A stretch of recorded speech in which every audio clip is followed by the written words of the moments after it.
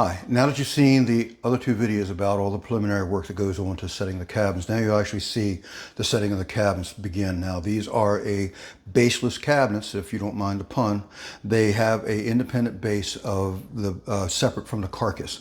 So with that, I need to set the bases at the prescribed height because these are custom set. That's the reason why they are separated, so I can adjust that height on site as to what the preferences are of the homeowner. So I'm going to rip these down to where the top of the box is at 27 inches. So their chair at this office, at this knee space that's here, will be able to be rolled up underneath it with some room to spare. So one of the first video, I showed you the layout of these, showed you the elevations here. So this is what I'm based all my floor cutouts, which was done in my last video before this one. And now I'm going to build those bases that's going to go underneath of all three of these cabinets here as one base, even though these are three separate cabinets. And also another independent base for this one here, for the single cabinet that it is. So that will be what I'm measuring up next. I really just got to get something that's going to go. And for example, on this base that's going to go in here, I need to just keep away from this floor material here 1/4 of an inch. That's what they require for the float on these floors. So if I make a frame of 20 1/4 by all the way down to that wall there, by 82 1/2, because I got 80, I'm sorry, I have 82 1/2, so I'm going to make it 82 1/4, and yeah, and that will let me get this all set up. Let's cut that material up.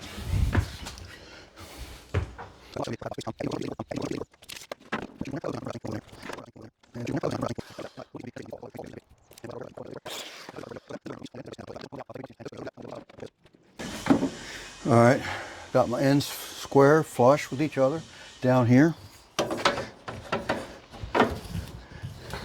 And the trick you'll want to do is to put an X so that you don't get these reversed on their marks. When you turn them around a couple of times, you might lose the orientation, but the X will tell you what side the piece that you're connecting to it goes on.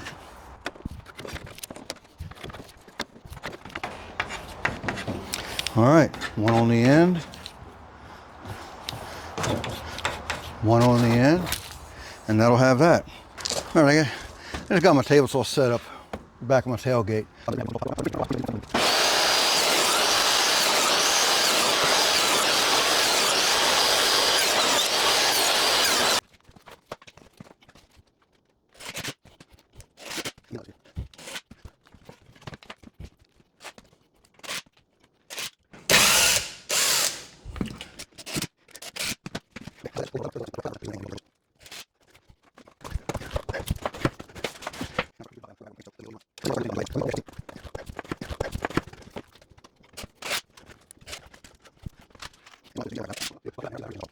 All right, these are ready to go in place upstairs.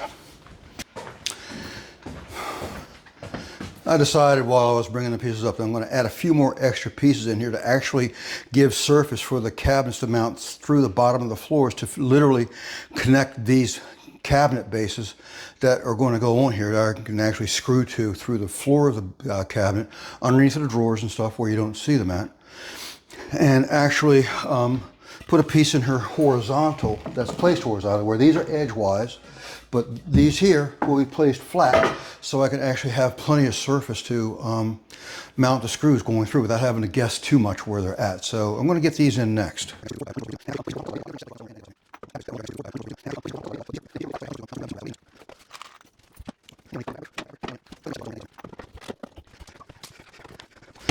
Of the spacer blocks that I'm going to use down at every intersection where the ends are and where the cross pieces intersect at. So I'm getting one in every location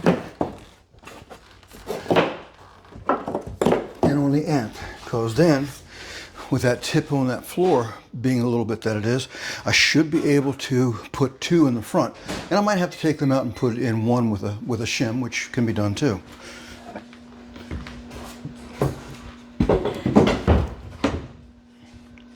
But these, I got to make sure I stay away that 1/4 of an inch from the other floor. And there's that. And that's the reason why I'm putting them at the intersection, because that way I know I have good support even right here, even though it may not be full support on the front edge that's going to be supporting the front of the cabinets. All these support the cabinets. That's why they're at 16-inch centers, because you can see I got 2 supports underneath of this one, and there'll be 2 supports underneath of that one, and then 2 supports underneath of that one down there going across, let alone the front as well.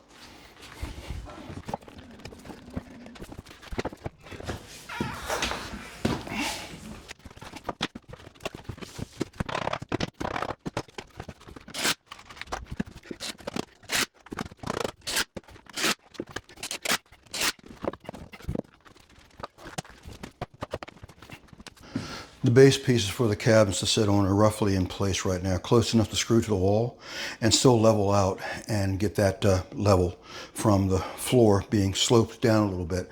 And if I put 2 pieces underneath of it like I was able to do downstairs, that won't work. So this I got to shim with some wood shims that are tapered, and that'll get me exactly where I need to be at. So I'm going to get these in place so that they are anchored very, very well, and I can still lift up the front to get them shimmed level and then secure the fronts as well.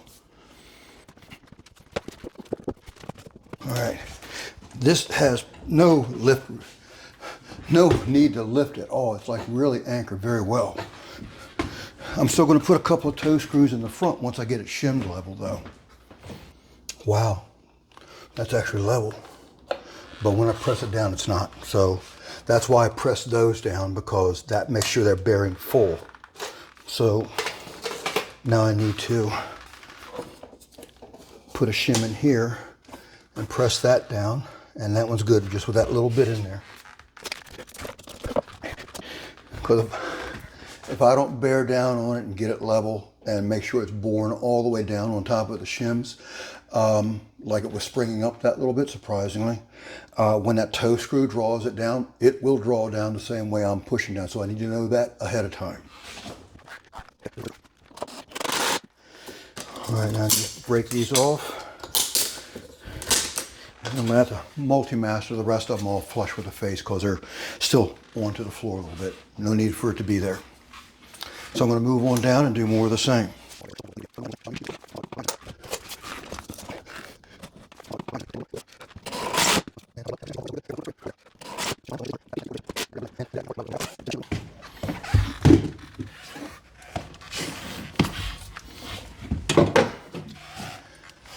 All right, that one needs to come up as well.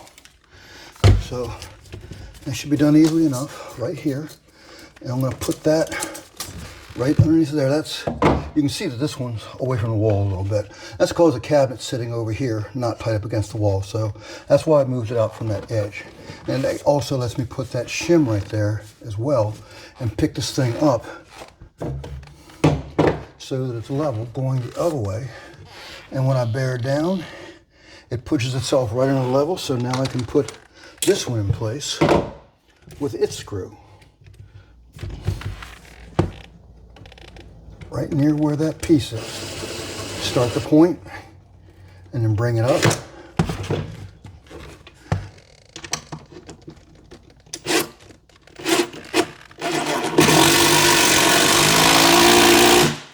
Toe screws grab really good, so you want to put them right near where the piece that's going to keep from moving this. If I put this over here in the middle, it would bow this piece in drastically. So you want to put them where near this intersecting piece is to keep it from moving in forcibly, because it will forcibly move it in. And I see I got my filler piece encroached on that 1/4 of an inch a little bit. So I'm going to loosen that up and move that out the way. All right, now back down it goes.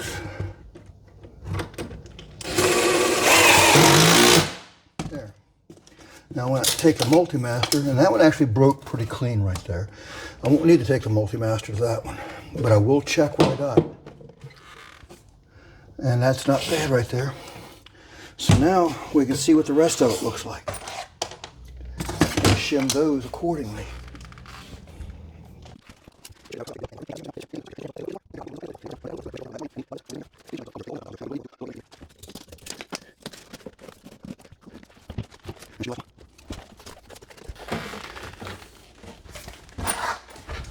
Now again, I'm only going to screw it where these intersecting points are. See that move? That's how much pressure it has. And I didn't like the way that went.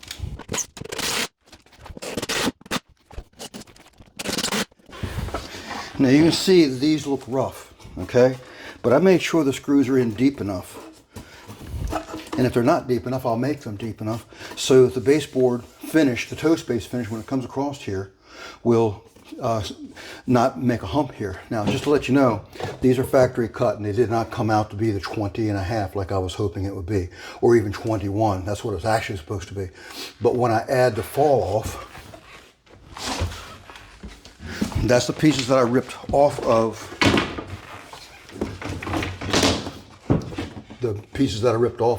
these to make them at the right height. But I can put these in place, and now that'll get me out to my 21 that I need. So that works out pretty good, just using that scrap. And when I remove the shims out, and when I cut these, see, right now these are dead smack on top of the other ones with the shims there. And once I cut the shims out to get clearance, then that'll automatically make the clearance above this floor as well. So this is going to work out really nice.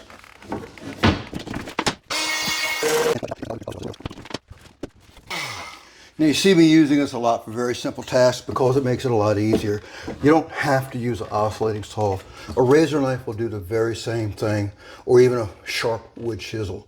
This just makes it a lot easier with a whole lot less noise, a little bit of dust, but it's a lot easier on everything. So again, you don't have to use that, so you can make do with something that you may have on hand. See, now these can go in.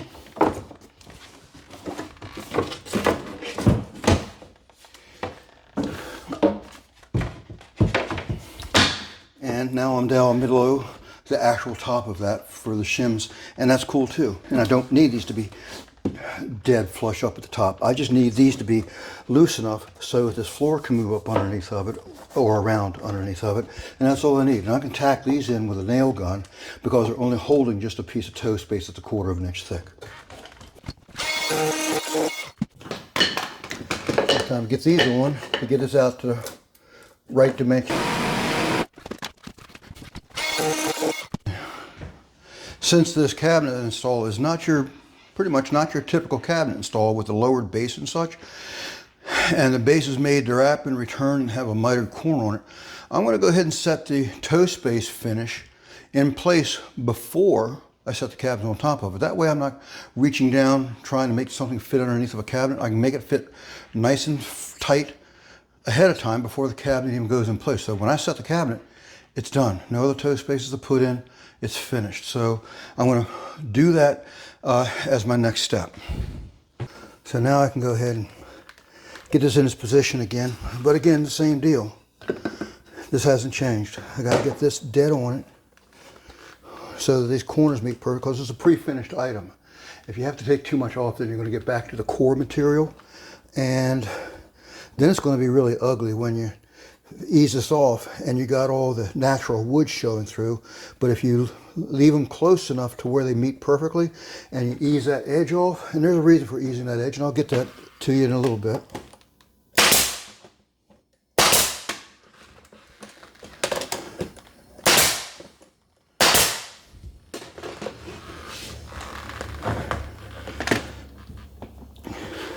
See, now that's fitting very nice. I'm ready to glue that and join that, but I want to make sure that this piece here, not that one, this one, is also going to meet the way it needs to, and it will. And it looks like it's about perfect. So with that joint being right here as well, these are all ready to glue and ready to nail in 100%. So I'm tickled with that. So with that being said,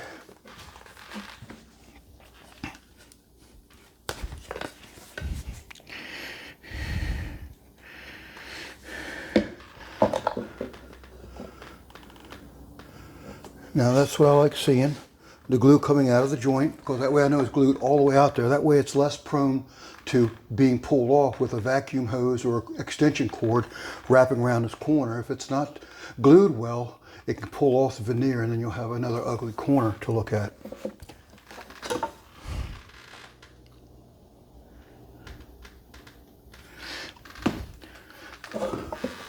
But I always want to see that glue popping out the corner.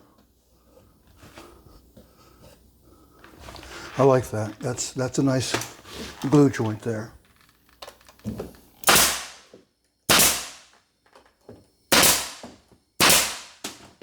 Now I want to go ahead and glue this one.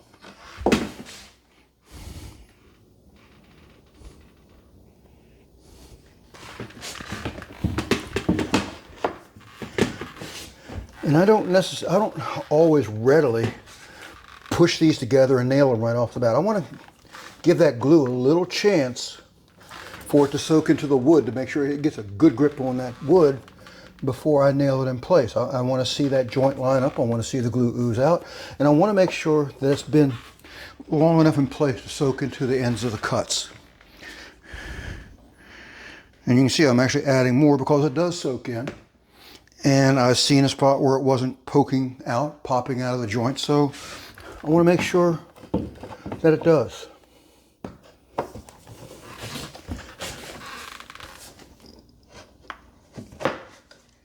It's got to be right up on it now. There you go.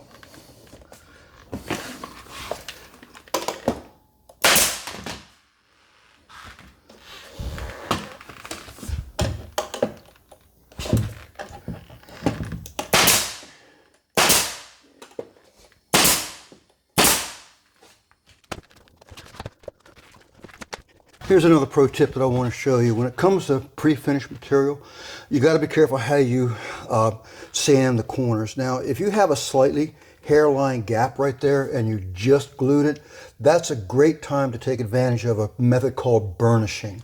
And you can do that by taking anything that's got a rounded item on it.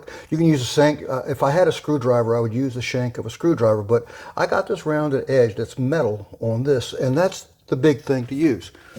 While this is still fresh, you can take that and run that right up the edge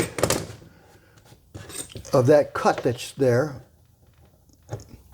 and that'll squeeze that wood together, and that glue will bond that back to that, so it automatically eases that edge so it feels comfortable. Nothing will snag on it. The only trouble is that I got to get it all the way down to here. Even I can use that right there, but the smaller you can get it, fine. You can get it all the way down at the bottom. Do not use a square edge like this. That will mess it up bad. It must be a rounded edge. So when you do that with your finished material, that way you can minimize that hairline gap that you see on the outside corners and give it a nice slightly eased edge also at the same time. So this base is ready for this cabinet to sit on top of. I got a little reveal right here to where this base is going to set slightly behind the face of the box is going to meet this. And when I add the 3/4 panel to the back of this, that's going to be slightly recessed to this as well. So it's going to be a little recess where this is going to be about a 2.5, maybe a 2 3/4 recess on the face. And I'm going to do the same thing on the other side. You may remember the cut that I put in on the other end in one of my other videos where I was expecting the base to be 1/4 inch. Well, I found out that it's 3/4, so it's a non-issue about that being covered up with this material. So that covers that up down there swimmingly, and there's that piece there. All joints are all looking perfect, and I got to do some trickery with this one, but that's not going to change how this goes together. So I'm going to go ahead and bring this to the table saw and do what I am planning on doing. Before I go much farther, a lot of this, I want to show you another tip before I go much farther. A lot of this base or toe space material comes in with a nicely eased edge on all 4 sides. And you might see that I'm putting the finished side at the top. And this is an exception because normally I put the finished side on to the floor in kitchens and stuff. That way it's protected from moisture.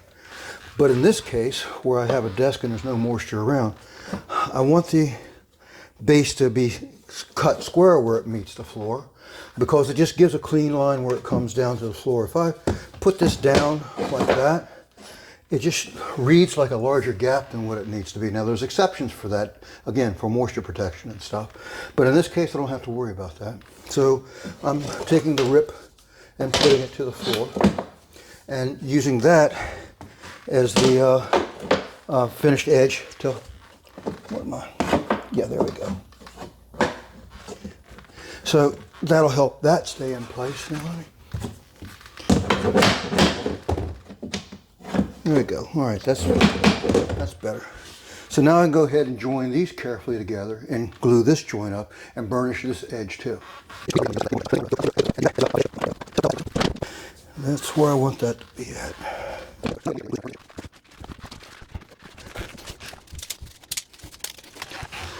Alrighty, I'm going to go ahead and get this. This has now been adjusted to where I'm covering up the floor that I need by the 1/4 inch that's supposed to be. It's about a 1/2 inch thick, 1/4 inch gap, 1/4 inch cover. I adjusted this piece so it would be meeting the corner properly, even though this is a 1/2 inch piece meeting a 3/4 inch piece. So this is ready to go together. I can nail this up, glue this up, and this will be ready for the set cabinets.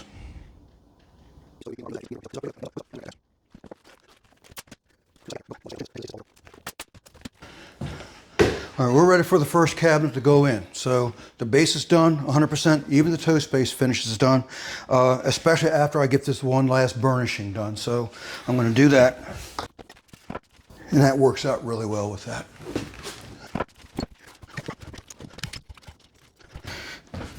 Like I had mentioned, I have my mark here, my plumb line.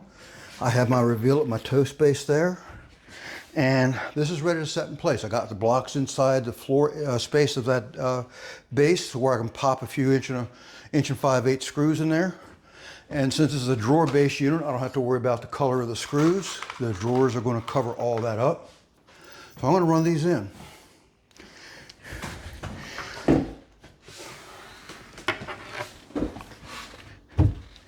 Now I'm making an assumption, but I am going to at least fasten one end of this. I'm going to leave the other end unfastened so I can still move it around a little bit. Because when you have, and this is going to be another pro tip here, when you have frameless cabinets, you don't have that 1/4 inch gap to where you can steer, what I call steering the cabinets. That 1/4 inch allows that space, which accumulates to 1.5 inches, that accumulates to a 1/2 inch, to where you can move the cabinets in to help it, to favor a wall. Ideally, you're going to get them straight to begin with across this edge so your countertop doesn't get too crazy. Not that it will anyway, because walls are for the most part straight. But because of the way the nature of these cabinets are made, without that 1/4 inch extra on the edge, they more or less create their own straight line, and you are not changing it. So the good thing to do is to gang 2 or 3 cabinets together and let them all float on whatever they're sitting on, whether it's a floor with feet or this base with, this exception. And then I get all 3 cabinets screwed together so it forms its own straight line. Then I can look at the wall over here and see where my shims need to be at. But I am going to keep, so this doesn't scoot around all over the place, I am going to tack it in place because I got to shove other cabinets up beside it. I just don't need to have this thing all yanked around.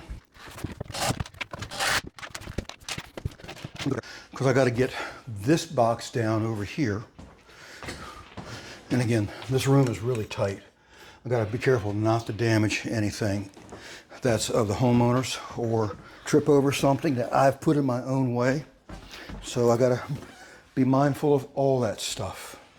I can't put the drawers in because I even got drawers laying around, so I don't want to wind up becoming a problem because I have drawers every place, that which takes up more room.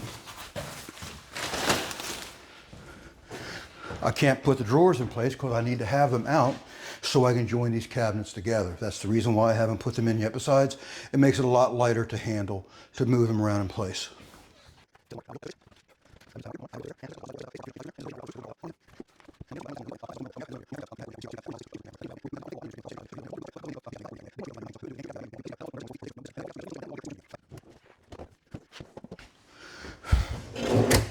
And I had to take them out. Well, again, because it just adds more weight. But I had to take these out just so I can get the hinges removed because the drawers were blocking the access to the releases on the hinges. So I'm going to carefully get this out of the way. Now this box is as light as it's ever going to get. And I'm going to simply, I can't, I got to cut that box in still. Okay, so I'll take a measurement on that box, cut this in, and watch it wind up being right at the drawer glide at the center.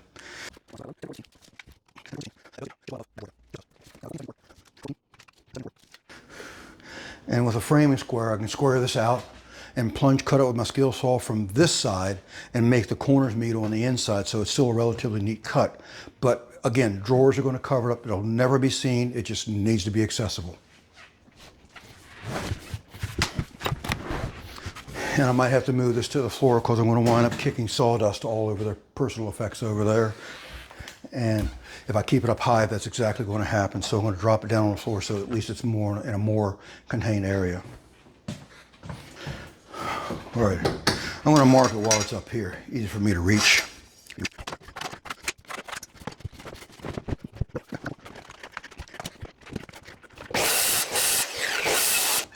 Now I can only hope that I cut it on the right side.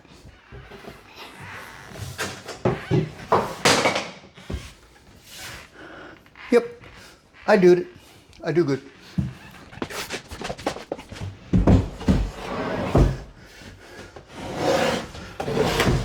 I'm going to get that sent over farther than what it needs, so I can put this one in a lot easier than what it would be otherwise. And this one, fortunately, is unpacked and ready to go. All I need to do is make sure nothing's leaning up against it, like this door or drawer, that is. That way it doesn't fall down on me and start damaging stuff. Because everything looks like it's going to be good, but boy, this thing is heavy. And it already has the drawers out of it.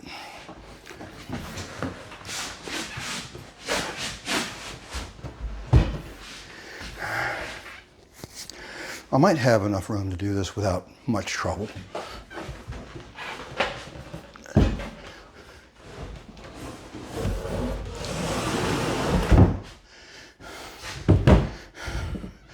There. Now, these are all lined up perfect because I have a good base underneath of them. Level, straight, shimmed, true, tight. All I need to do now is just grab some clamps and draw them together so that when I run screws in them, they are already on line and the screws won't yank them around. Okay, I got my clamps to draw these together. You can see there's a little bit of a gap there. So between clamping them snug first, so I got a little discrepancy, but it's tight enough on the clamp to keep from moving once I get it lined up right. So now I can snug that down a little bit. And just again, snug. Check what you got at the bottom. Adjust it. And see, now I can go ahead and pilot that and get some screws in here to hold these together. Now these I'm going to reach a screw back in there too, but it's going to start with a pilot hole. Make sure that's only going about 2/3 the way through. It's a 3/4 inch thickness, so about a 1/2 inch deep.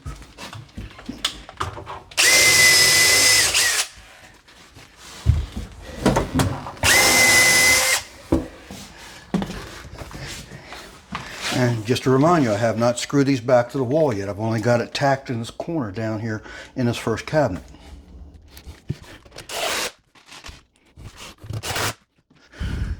And I look for these screws to go in and sink their heads. If these screws start to spin and not sink the heads, then I know that the tip is not grabbing the wood like it's supposed to draw the cabinets together. So that's the sign that I look for. You can see, hopefully in that one shot right here, that's head of that screw sunk in just below the surface of this box. That's telling me that screw has got great grip into this one side right here. And I'm going to do the same thing in the back with the other two screws.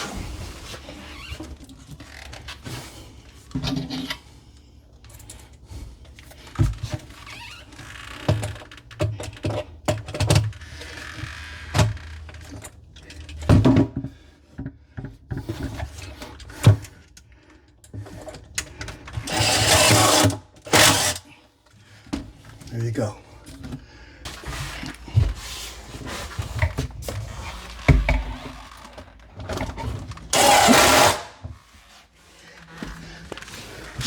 These two here now are like one unit. I'm going to go ahead and put the third piece of a puzzle over there and draw it together and do the exact same thing. Again, put the clamps on just snug so all this can still be lined up. And when you get them perfectly lined up, then you clamp, just tighten that clamp up just that last little bit. Check the bottom, which is already good. but I've seen these screws push the boxes away from each other, and then draw it close. So you want to make sure that they're going to stay exactly where you put them.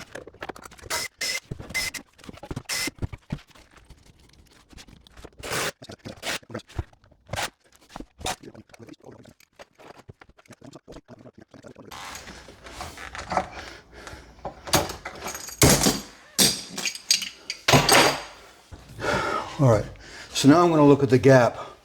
Oh wow, this one did not draw right. That's why it spun. Bummer.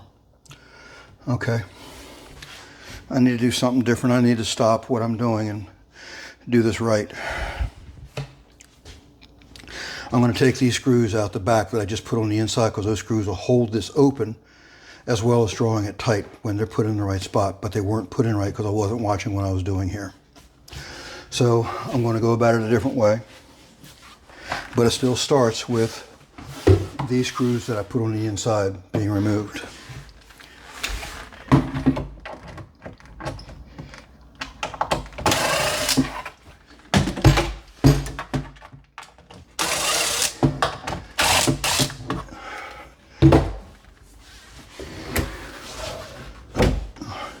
It was as simple as that.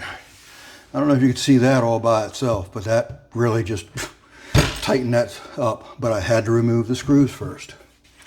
So let's see if I can get it to draw and behave itself, but I'm going to put some pressure on it so this doesn't open back up on this one side. The one that spun at the top that I had to replace the second one in, I went ahead and reset that one, and because it's now tight, that one actually grabbed again. So now I got a nice straight run of cabinets. And you can see I actually got like no gap here whatsoever. There's a little bow here, but I'm gonna push this back tight, and there's a stud here. So this is what I'm gonna do. I'm gonna measure the stud from actually the inside of the cabinet. Here's, you can see the plywood here. It's got, you know, there's the edge of the cabinet. So this is actually the inside of this cabinet, like this is here. This is the inside of the cabinet on this mark. So I'm going to, from the inside of the cabinet, I'm going to set a hole at 7.5, a pilot hole. And that way I can draw this in at the bottom, and it'll go up as tight as it can be with a 2.5-inch screw into the stud.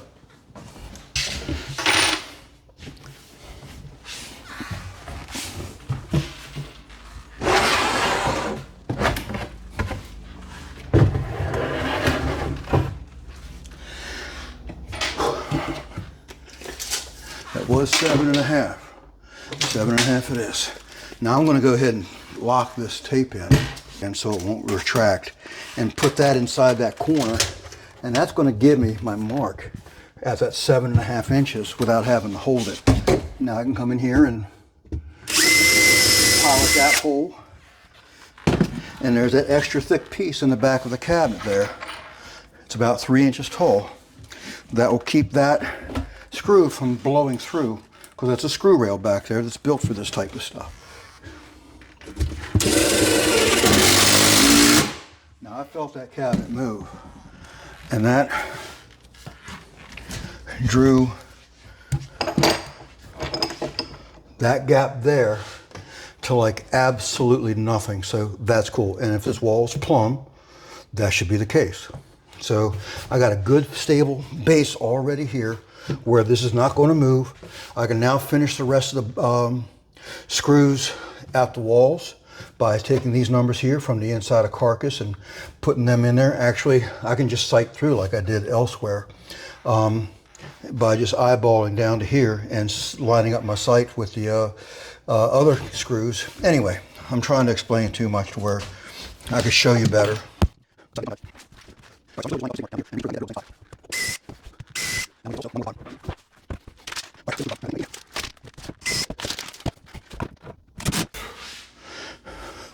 And I can actually put these back in because these will still give me access for putting in the fillers. Well, I won't put in the bottom one, but I'm just trying to get some of my real estate back.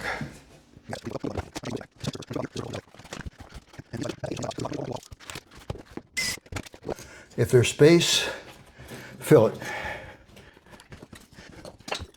It's not a big one though, but it is something. And if I don't fill it, then it's going to take the cabinets and it's going to pull them back.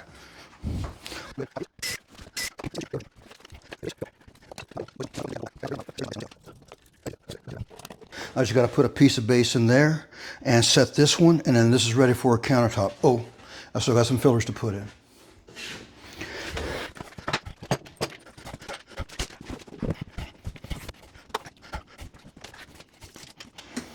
Okay, I already know it's 24 inches tall. So I got a filler to cut on that because this has got to come out to where it's going to be 24 inches deep. And that'll be right there. And the filler will be about 2 3/4 of an inch deep to get it back to the wall, even though I'm only going to see about an inch of it right there. So I'm going to bring up a piece of filler for that 24 inches by that number, the 2 3/4. And there's also a panel that goes on the back side of this because this is a bare side, and I'll show you that in another shot. That just opened up a lot of floor space in here. Glad to have done it.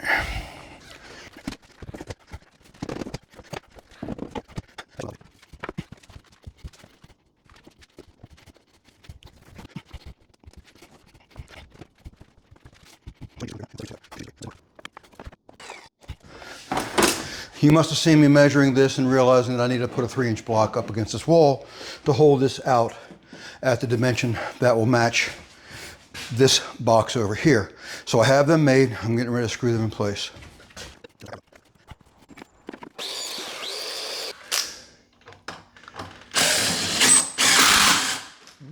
Didn't grab nothing. I thought I was going to grab that corner stud, but it didn't. Screw might not be long enough. I've had that happen before.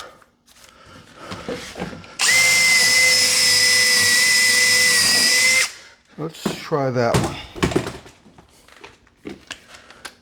I can always take the other one back out. Nope, absolutely nothing. Well,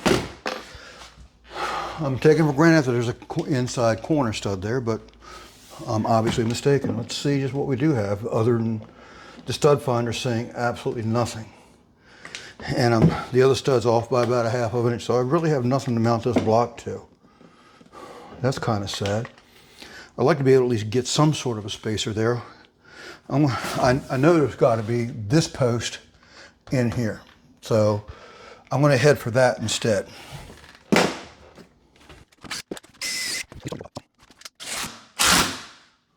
That grabbed.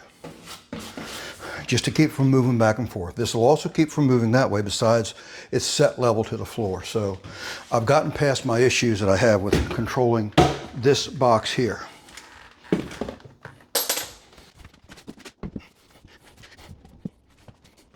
See, now I can go ahead and run some screws from the inside. And I actually have some white screws in my truck. I think I still have them there. But I can run some white screws in there to help hold this in place without them screws sticking out. On this box, there's a finish panel that's going to go back on this to make it look just like that. And there's also a finish panel that's going to make it look like a door front on this face as well. So all the faces match up all the way through the same panel detail. I have a filler strip that's going to go in this edge down here.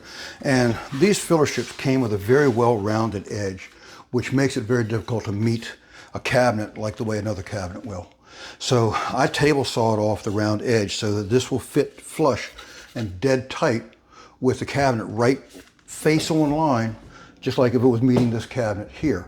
Because then I'm going to recut this edge to a square corner rather than that round one, so it meets the wall. But this is for over there, and this one's for over here. So this is the one that's going to go in this wall section here, but it's not quite ready to go yet. It's got just one more little bit of cutting to do, and it's really very close. And I brought my hand plane up because this space at the wall is tapered about 1/16 of an inch. So I'm going to plane this down to make that 1/16 of an inch go away.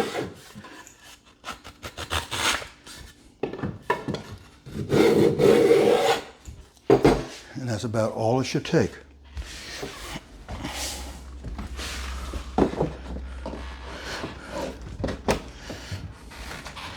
And that's not bad. All I need to do is just put a little notch. I could actually probably stand to make one more pass with the plane.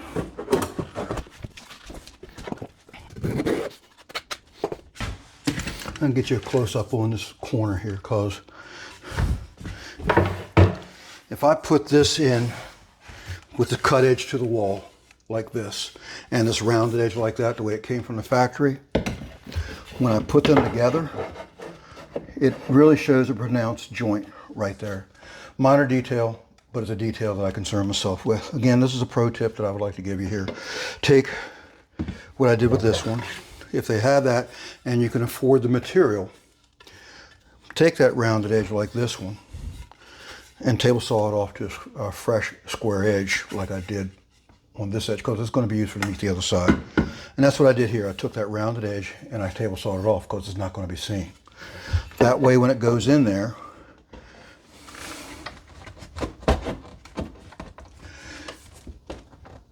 it can flush up and there's no big exaggerated joint because of that rounded edge meeting the other.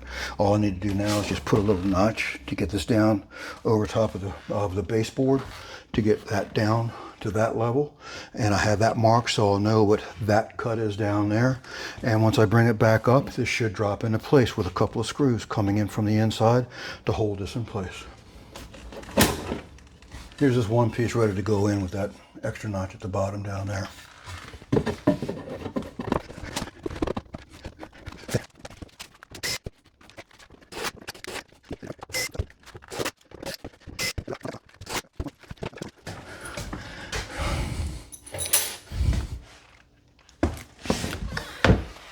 I can't put this in yet. The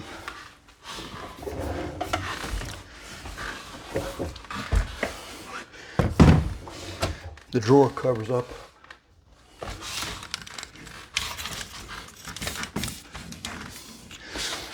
I can't put this drawer in yet because the drawer actually covers up the mounting clip for the cabinet. So out it comes.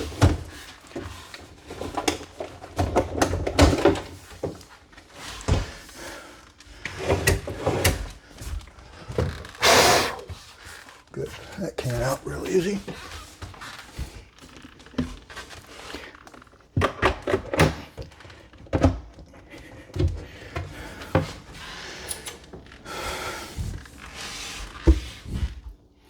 And that needs adjustment before I color that done. Because if I don't adjust it now, that's never going to go away. So I got to raise it up. The gap's decent, but it could be better.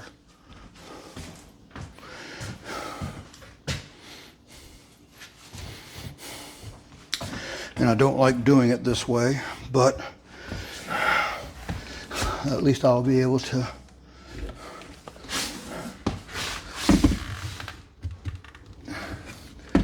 how do these adjust for height?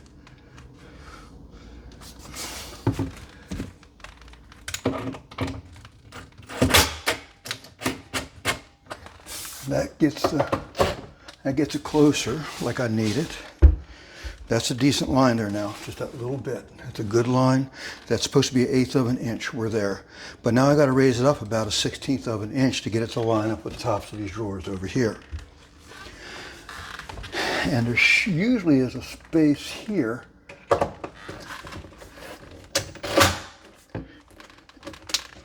Yep, there it is. I found it. There's that one up.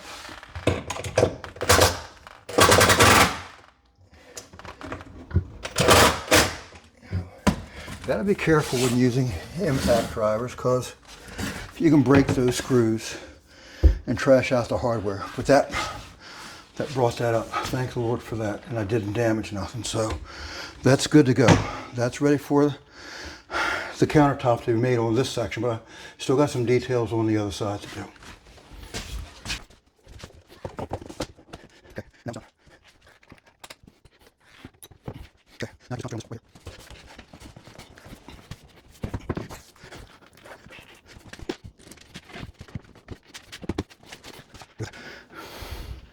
It's not going to stay, but what I got is I got the panel on the back side that I still have yet to cut the length as a spacer for where it's supposed to go at on this cabinet, so I can pretty much get this tight up against that wall, and therefore run a screw to hold it to that first block at the bottom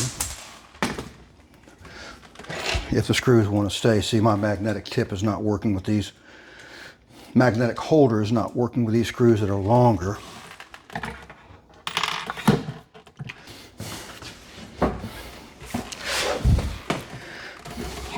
These are the kind of screws that don't need a pilot hole, but they're not starting well, so I'm going to help them a little bit.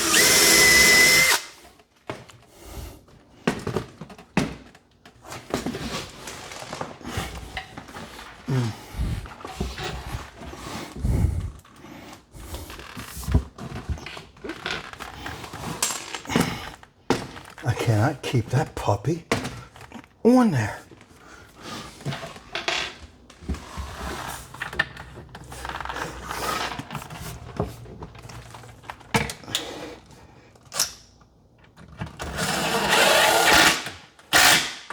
There. That served the purpose.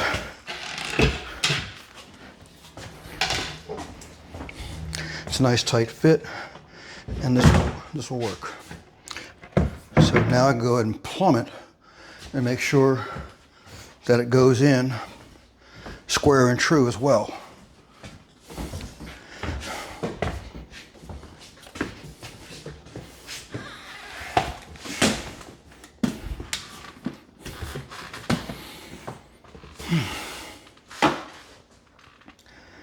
And that's, well, I'm in the way, but it's looking really nice where it's at.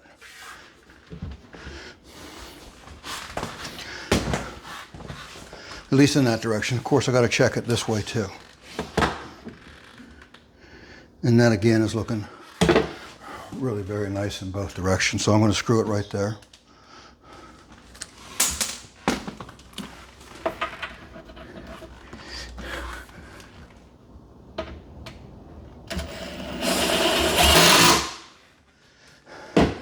Now with that, I can still pivot it because I still haven't gotten my long level to straight edge across through here to see if it's in line with the other ones.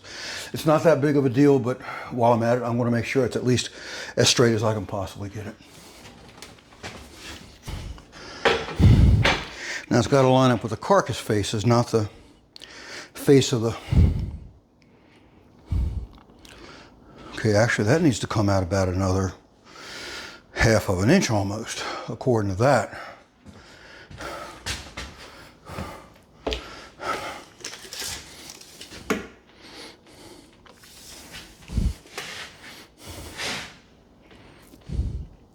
But my numbers are right. I have 24 there, bottom line. I have 24 there. I have the same thing over here, 24. Actually, it's a heavy 24. So I'm just going to make sure it's, there's a couple of ways to reference what you need to do in case some things don't always jive. If you get it parallel from one side to the other, like measuring over there,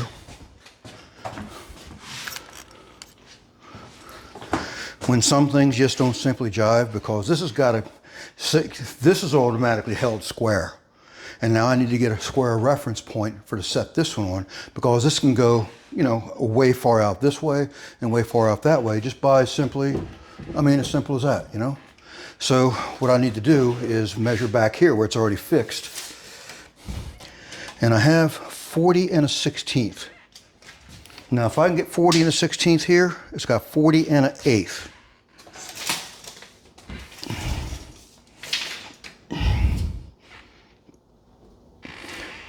And that's where that needs to be right there. So now I can, it might take a small shim behind her. See, I was expecting that because usually these corners are built up with mud, sometimes as much as 1/8 of an inch. So it should be kicked around like this. And that is exactly what I see happening. Now I can shim this to get past the drywall mud that's built up over here.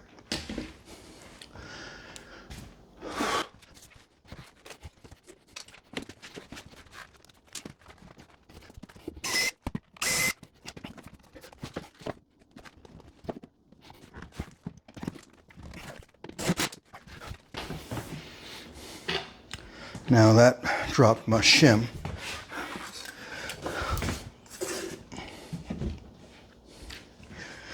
And now I can do the top. I seen that I didn't have the bottom correctly fastened, so I had to stop and do that.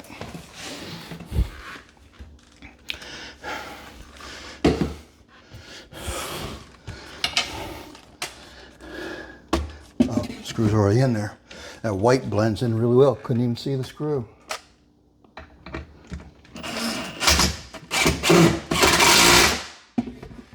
Okay, that should draw it around to where it should be the same all the way through, and it's looking like it is. That's good.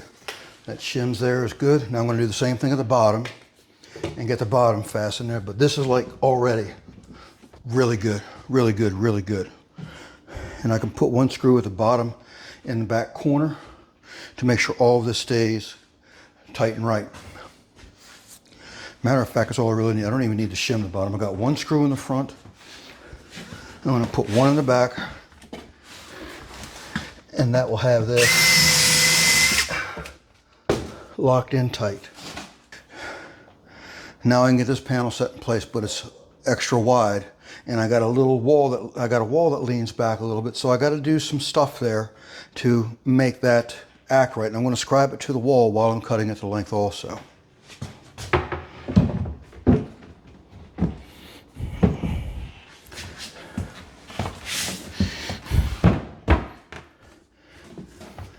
And the first thing to check is to see how far it's sticking beyond the face of the cabinet. And I'm at 2 1/16 at the top, and it's near 2 1/16 at the bottom. So that's a good thing. I'll know that I can cut 2 1/16 off the bottom, and also, therefore, cutting because I got 1/8 of an inch. I got to cut or leave 1/8 of an inch more.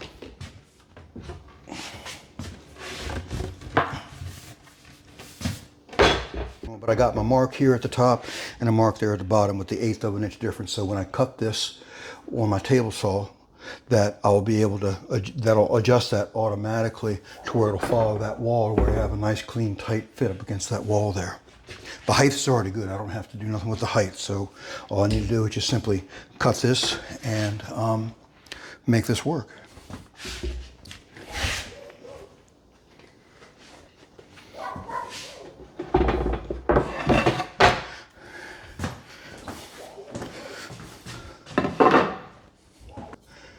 Since I am upstairs and I'm trying to save my trips up and down the way, I can also take this piece and measure this space here, top and bottom, and rip this down while I'm taking the other panel down to cut it. And I got 15/16 at the top and 7/8 at the bottom.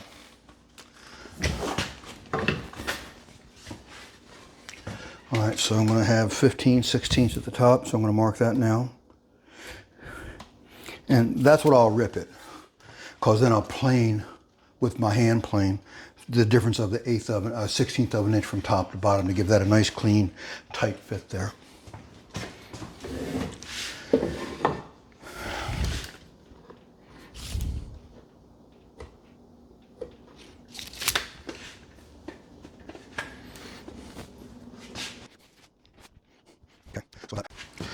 All right, so I got this panel in place, ready to go in the back. So it's been cut to length. It's springing in place very strong, but it's going to be able to go in with some screws from the inside of this cabinet very, very nicely.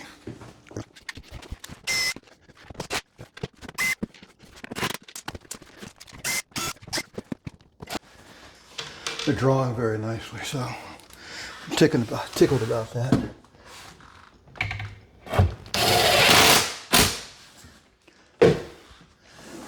There. And the door face that goes on this, I'm going to pile that ahead of time rather than reaching from the inside. I know that I got a 2.5 inch tall rail here, so I can get near 1.5 inches from the top or so, and I know I won't blow through that thin panel.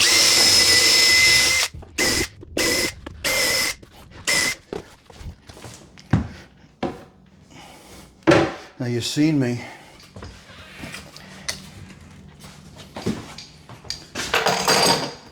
clamping before where I wasn't using any kind of protection on the pads against the insides of these cabinets. Well, they're inside the cabinet and it's particle board.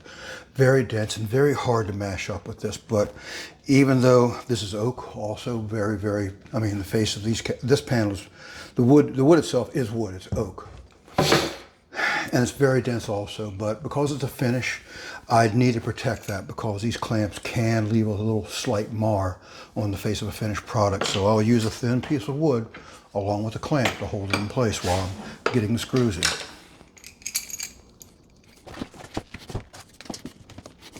And again, it'll be the same trick, just like clamping cabinets together. Get them snug.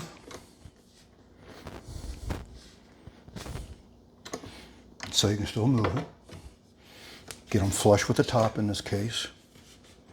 See, I can move that still and get it flush over here. And now I can tighten it up a little bit.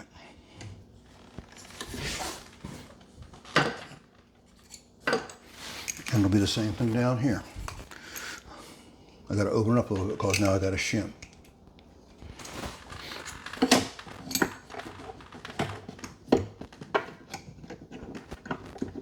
And get it snug to where it can still move. Check your fit at the bottom. Looks like it dropped down a little bit. Okay, I got it up. Everything's golden.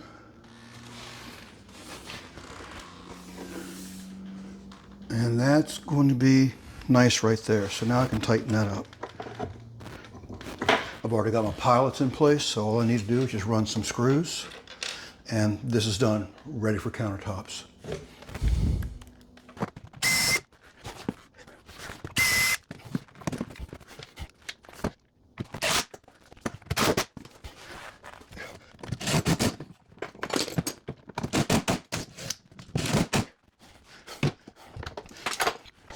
Okay, this is in place, and this needed to be held flush with this cabinet panel back here to mimic the way the drawers are on the other side. So that meant that it's sticking out about 1/4 of an inch over here on this one side, and I want to reproduce that. That's the reason why I went from the square cut edge where it was raw wood to a rounded edge where it's eased, and now I can bring it out in front of the box over here like this one is, so they both match left and right. And I still got to taper it down a little bit, but I know it'll at least, you know, get the idea across for what I need, and I need to get that down some more. Yeah, that 2x, I didn't need to bring it out that far to this face, and I notched it to get past that, but I still need to notch it a little bit deeper and make it a little bit less, make it thinner too. Oh wow, way thinner at the bottom.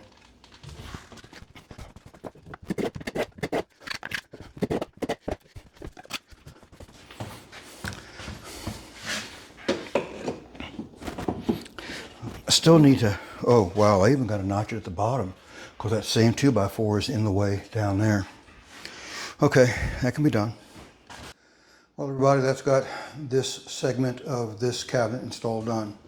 I'm just going to give a little once over on my details.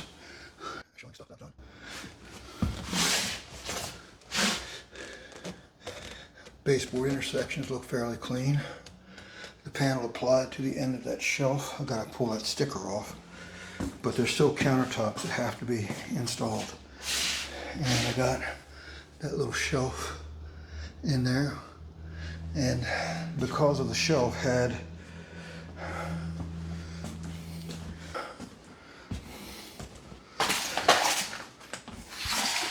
and then face of the drawers, I see I got some discrepancies in there, but I'm going to come on back, and when I set the hardware I'll adjust everything. It's fairly close, but it's not right. It's got, I see that line right there isn't matching that line there, so I'll wind up adjusting that to where, and actually it's in the drawers, so I might be able to do that like real easy. There's adjustments underneath of the underneath their undermount hardware, so they adjust pretty easy to a point. So we'll see what that means. It might be it's just as easy as an adjustment. But that's got this done here, folks. Hopefully you picked up on something from that. A little tip here and there. I try to give tips as I go along, just so that everybody can hopefully learn something from what I do. And anyway, that is got this pretty much as a wrap. So I'm going to turn this thing around. And pardon the sweat. It's warm here. So I'll tell you what, folks, if this is something that you all enjoy watching, this is something that I enjoy doing. Hey guys, God bless you all. You take it easy. And please, again, like and subscribe if you would. Bye-bye.